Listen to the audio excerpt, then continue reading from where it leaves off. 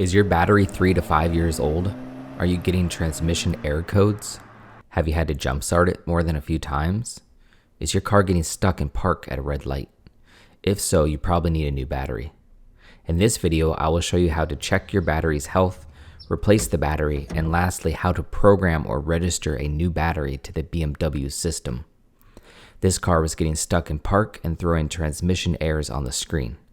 The dealer wanted $600 to replace it, but it only took me 20 to 30 minutes and the price of a new battery. If you have a BMW program tool, you can check on the battery's health. Using the $35 iPhone app and a $42 Bluetooth plug-in device, you can do this. If you don't have one, like me, you can connect a cheap multimeter and test how much the voltage drops when your engine is started. That will be a good indication of the battery's health. The voltage should normally be around 12 volts with the engine off and not drop below 10 volts during engine start. In my case, the battery voltage dropped to 7 during the start. I was also getting those transmission errors and stuck in park, so it was very clear that this car needs a new battery. Beginning in 2013, BMW went to a larger battery size, which is the 105 amp hour, 950 cold crank amps, which is the H9 battery group size.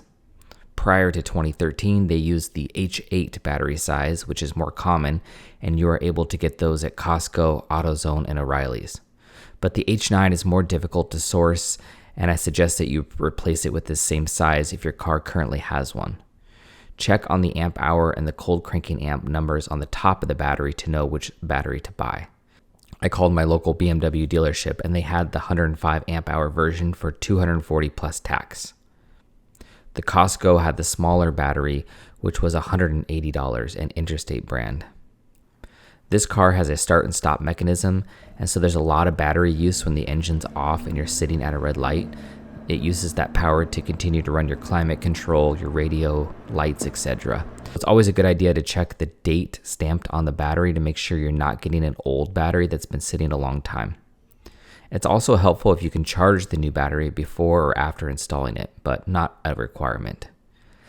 Now that you have a new battery, we can take out the old one. Step 1. Clear out your trunk and remove the two 10mm nuts. You can slide out the entire trunk tray or just lift it up with a coffee mug like I did here. Next, you're going to want to use a small pry tool. I'll put a link in the video description below for the one that I'm using here. But you're going to pry out these plastic rivets, and that will allow you to remove the large plastic tray that's adjacent to the bumper.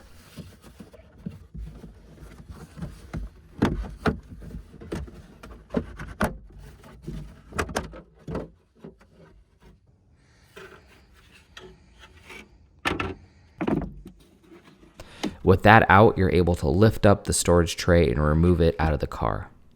Now, with clear access to the battery, you can see it's held in place by a large metal bracket, which has 13mm bolts. On the side, it's held in place by a 10mm bolt. The electrical connections use both 10 and 13mm nuts, and you'll want to remove all the mounting bolts and loosen the wire connections. There are two metal clips that hold the electrical connector box on top of the battery. You'll want to press down, then out to unclip it from the side of the battery. There's a small vent hose on the left side that will pull out of the battery.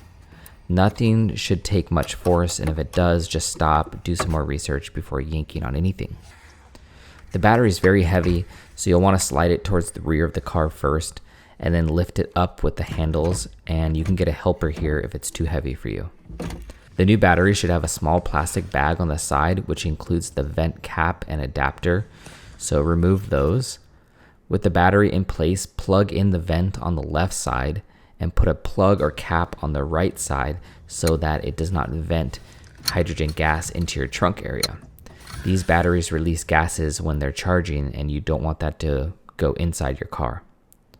Slide the electrical connections back on and check for any corrosion and brush it off with a wire brush if needed. You want to retighten all electrical connections and be careful to not over tighten them because it's soft metal. I'll put torque specifications in the video description below. You'll want them fairly firm so the connections do not move, but just don't over tighten here. Now reinstall the large metal bracket on top of the battery and then the side plastic bracket. Reinstall the rear storage tray, and then you'll put the plastic panel back against the bumper.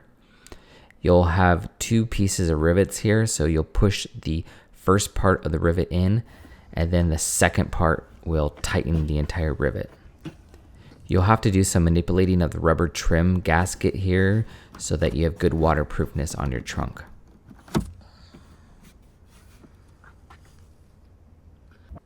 Lastly, drop back in your tray, or just drop it down as I did here, and tighten up the two 10mm nuts.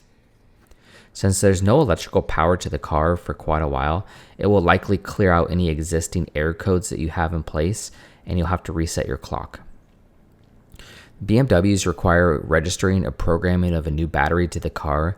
They do this so the car knows the capacity and it adjusts its charging parameters, and also so it's aware of how long it can run your accessories with the engine off. If you're replacing your battery with the exact same amp hour, you probably don't need to do this, but it's a good idea if you want to follow their instructions. To do this, you can buy the $35 iOS app called BeamerLink. Then you'll get yourself a small Bluetooth OB2 adapter on Amazon, link in the video description below, and then make sure that adapter is compatible with the BeamerLink app. Inside the app, there's an option to register the battery with the vehicle. You can also choose to adjust the battery size and let the car know that you put in a different size battery. Not only is this app helpful for a battery replacement, but it also works with service interval resets. It'll also help you with a brake change by pushing the parking brake out of the way, which I have another video on. So this is not sponsored. I just think it's a great app for the price. It only takes about 30 seconds to do this step. Okay, I hope this video helps you out and saves you some money. You can help me out by hitting the like and subscribe buttons, and we'll see you in the next video.